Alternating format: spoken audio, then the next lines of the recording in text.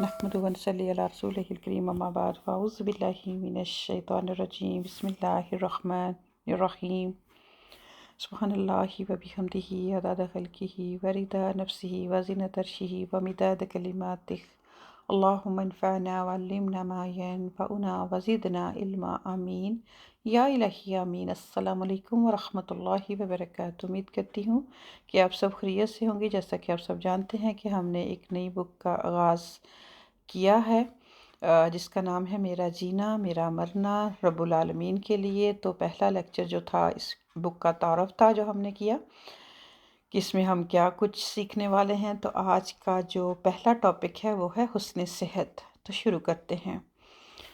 اللہ سبحانہ و تعالیٰ کی بنائی ہوئی اس کائنات میں تمام واقعات حادثات اسی کے ارادے اور حکم سے وقوع پذیر ہوتے ہیں۔ بیماری ہو یا صحت ہو، یہ سب اللہ سبحانہ تعالیٰ کی ہی طرف سے ہے، ہم سب جانتے ہیں۔ اچھی صحت کا مل جانا اللہ سبحانہ تعالیٰ کی طرف سے انسان کو عطا کی جانے والی نعمتوں میں سے ایک عظیم نعمت ہے۔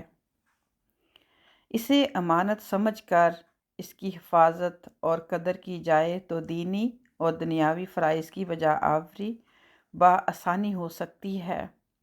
اس کا خیال نہ رکھنا اس نعمت کی ناشکری ہے، جس کے نتیجے میں ہوتا کیا ہے کہ اکثر بیماری بیکاری کی صورت میں سامنے آتا ہے۔ اس طرح انسان نہ دنیا کے لیے کچھ کر سکتا ہے اور نہ ہی اپنی آخرت سنوارنے کے لیے خیر و بلائی کے کاموں میں حصہ لے سکتا ہے۔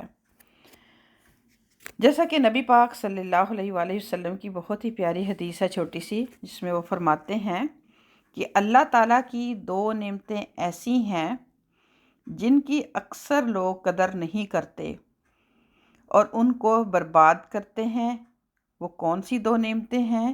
ایک تندرستی اور دوسری فراغت۔ تندرستی اور فراغت میں نیکی ثواب کے کام اور اللہ سبحانہ تعالیٰ کی عبادت کر لی جائے تو آخرت کے لیے بہترین سامان ہو سکتا ہے۔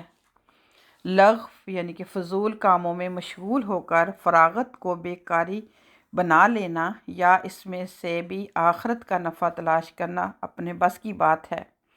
فارغ اوقات میں سب سے آسان مگر نہایت فائدہ مند عمل زبان کو ذکر سے تر رکھنا ہے۔ تو یہ تھا ہمارا پہلا ٹاپک حسن صحت، جس میں ہم نے الحمدللہ بہت ہی پیاری حدیث دیکھی۔ حدیث تو بہت چھوٹی سی ہے، لیکن اگر ہم اس کی ڈیپتھ میں جائیں تو یہ ہمیں بہت بڑا میسج دیتی ہے۔ جب میں نے اس حدیث کو فرسٹ ٹائم پڑھا تو مجھے احساس ہوا کہ واقعی ہم یہ دو چیزیں ہیں جن کا غلط استعمال بہت زیادہ کرتے ہیں۔ برباد تو نہیں کہوں گی، لیکن غلط استعمال جو ہے وہ ہماری لائف میں اس کا بہت ہوتا ہے، کیونکہ انسان جب صحت مند ہوتا ہے تو اس وقت اس کو باقی چیزوں کی زیادہ فکر ہوتی ہے، زیادہ بھاگ دوڑ میں ہوتا ہے کہ یہ کر لوں وہ کر لوں۔ لیکن جس وقت انسان بیمار ہوتا ہے تو وہ پھر اللہ بھی کرتا ہے، پھر استغفار بھی کرتا ہے الا ماشاء اللہ۔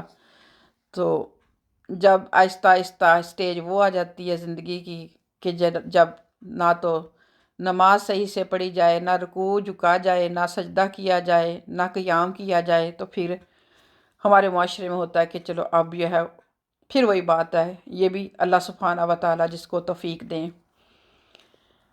اسی طرح پھر جب ہم فارغ ہوتے ہیں، یہ سب سے بڑی بات ہے، فارغ ہوتے ہیں کیا کرتے ہیں؟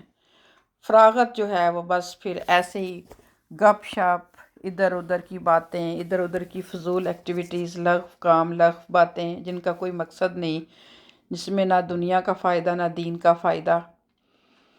تو یہاں پر یہی میسج ہمیں دیا گیا اس حدیث میں کہ اگر ہم ان دو چیزوں کی قدر کر لیں گے تو اس دنیا میں رہتے ہوئے ہم دنیا اور آخرت دونوں کو بہتر بنا سکتے ہیں، بنسبت اس کے کہ جب انسان بیمار ہو جاتا ہے، کمزور ہو جاتا ہے، تو اس وقت کی عبادت جب انسان صحت مند ہوتا ہے تو دونوں کاموں کے لیے، چاہے وہ حقوق اللہ ہیں چاہے وہ حقوق العباد ہیں، تو ان کو پھر انسان اچھے سے مینج کر سکتا ہے۔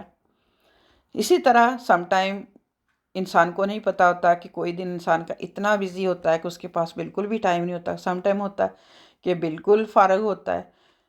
اب اس فارغ اوقات میں سم ٹائم انسان باڈی کی وجہ سے، یعنی کہ جسم اتنا تھکاوٹ محسوس کر رہا ہوتا ہے کہ کوئی بھی ایسی ایکٹیویٹی نہیں کر سکتا، تو لیکن زبان ایک ایسا اللہ سبحانہ تعالیٰ کی طرف سے گفٹ کہہ لیں ہمیں، اگر اس کو ہم پازیٹیو طریقے سے استعمال کریں، کہ وہ ایسا مسل ہے جو کہ کبھی نہیں تھکتا۔ باڈی پوری تھک جائے گی، جسم پورے میں تھکاوٹ آپ کو فیل ہوگی، لیکن کیا ہے کہ یہ زبان کا جو مسل ہے کبھی بھی تھکتا نہیں ہے۔